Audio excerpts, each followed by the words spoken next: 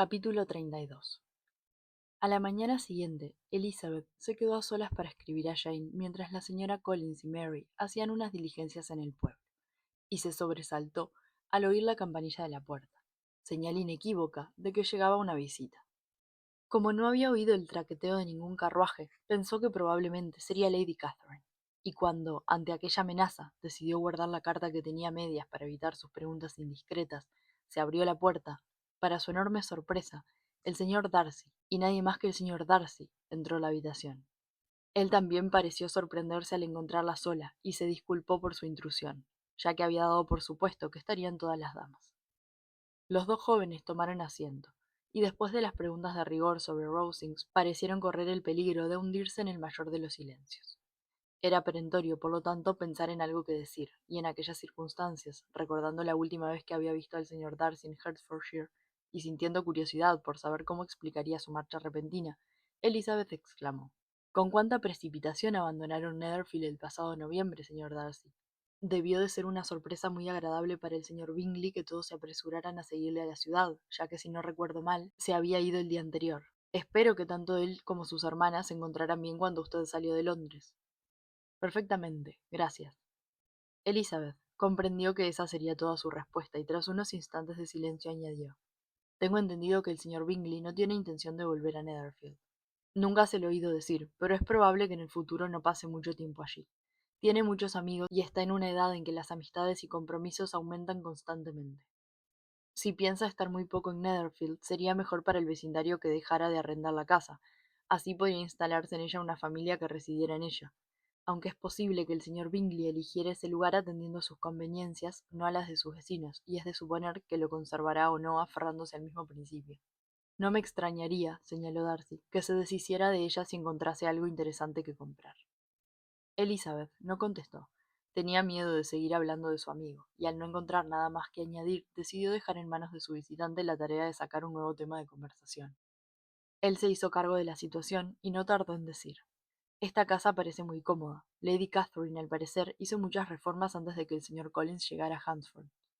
«Sí, eso me han dicho, y estoy segura de que no podría haber encontrado a nadie que agradeciera más su bondad. El señor Collins parece haber tenido mucha suerte al elegir esposa. En efecto, ya pueden alegrarse sus amistades de que haya encontrado a una de las pocas mujeres sensatas dispuestas a aceptarle, al tiempo que capaces de hacerle feliz. Mi amiga Charlotte es muy inteligente, aunque no estoy segura de que casarse con el señor Collins sea lo más acertado que haya hecho en su vida. Parece completamente feliz, sin embargo, y no hay duda de que desde el punto de vista material él es un buen partido. Tiene que ser muy agradable para ella vivir tan cerca de su familia y de sus amigos. Tan cerca, pero si vive casi a 80 kilómetros. ¿Y qué es esa distancia con una buena carretera? Apenas medio día de viaje.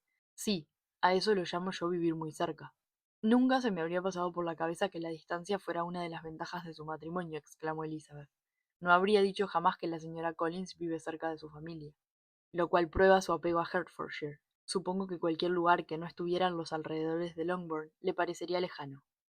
Mientras decía estas palabras, esbozó una sonrisa que Elizabeth creyó comprender. El señor Darcy debía de figurarse que estaba pensando en Netherfield y en Jane. La joven enrojeció al contestar: «No estoy diciendo que una mujer tenga que vivir cerca de su familia. La cercanía y la lejanía son relativas y dependen de muchas y muy diversas circunstancias. Cuando nuestra fortuna nos permite viajar sin preocuparnos de los gastos, la distancia no es un inconveniente. Pero no es ese el caso. El señor y la señora Collins viven con cierta holgura, pero no pueden permitirse el lujo de viajar con frecuencia, y estoy segura de que mi amiga solo se consideraría cerca de su familia si residiera a menos de la mitad de distancia». El señor Darcy acercó un poco más su silla y dijo: «Es absurdo que sienta tanto apego por Longbourn. No puede usted haber vivido siempre allí».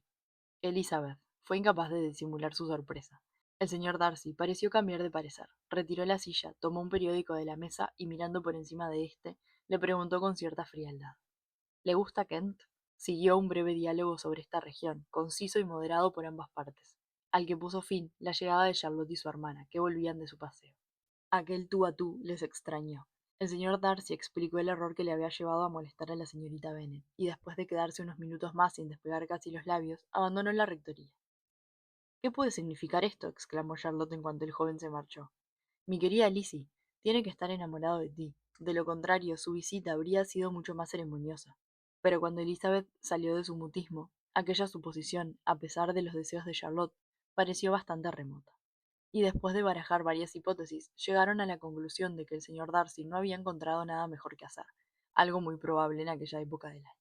Había concluido la temporada de caza. En Rosings estaba Lady Catherine y había libros y una mesa de billar, pero los caballeros no pueden estar siempre dentro de casa, y ya fuera por la proximidad de la rectoría, por el paseo tan agradable que llevaba hasta ella, o por sus habitantes, el caso es que los dos primos sentían la tentación de acercarse a Hunsford casi todos los días. Aparecían a cualquier hora de la mañana, unas veces juntos y otras por separado, y de vez en cuando les acompañaba su tía. Era evidente que el coronel Fitzwilliam les visitaba porque se sentía a gusto en su compañía, creencia que, como es natural, aumentaba su popularidad entre las damas. Cuando Elizabeth fue consciente de su interés por ella y de lo mucho que se divertían juntos, recordó a su querido amigo George Wickham, y aunque al compararlos el coronel Fitzwilliam le pareció menos galante, tuvo la impresión de que era mucho más inteligente y cultivado. Pero era más difícil de entender qué empujaba al señor Darcy a visitar con tanta frecuencia la casa de los Collins. Era imposible que acudiera en busca de compañía, pues a menudo pasaba 10 minutos sin abrir la boca, y cuando decía algo parecía hacerlo más por necesidad que por deseo, como si, en vez de procurarle placer, le obligaran las conveniencias sociales. No era frecuente verlo animado. La señora Collins no sabía qué hacer con él. El modo en que de vez en cuando el coronel Fitzwilliam le tomaba el pelo por su seriedad demostraba que ese no era su comportamiento habitual, algo que su relación con el señor Darcy jamás le habría permitido averiguar, y como a Charlotte le habría encantado que aquel cambio se debiera al amor y que el objeto de este fuera su amiga Lizzie, puso todo su empeño en descubrirlo. Se dedicó a observarlo tanto cuando ellos iban a Rosings como cuando él aparecía en Hunsford, pero sin demasiado éxito. Es cierto que el señor Darcy miraba mucho a Lizzie, pero su expresión resultaba ambigua. Había ardor en los ojos con que la miraba, pero Charlotte muchas veces dudaba que reflejaran admiración, y a veces solo veía en ellos que el señor Darcy estaba distraído. En más de una ocasión sugirió a Elizabeth la posibilidad de que el joven se sintiera atraído por ella, pero su amiga siempre se reía de esa idea, y a la señora Collins no le pareció bien insistir, pues tenía miedo de sembrar unas esperanzas que solo podían acabar en decepción, pues no le cabía la menor duda de que toda la animadversión de su amiga desaparecería en cuanto supiera que él le amaba. Entre los planes que, empujada por su cariño, hacía para Elizabeth, estaba también el que se casara con el coronel Fitzwilliam.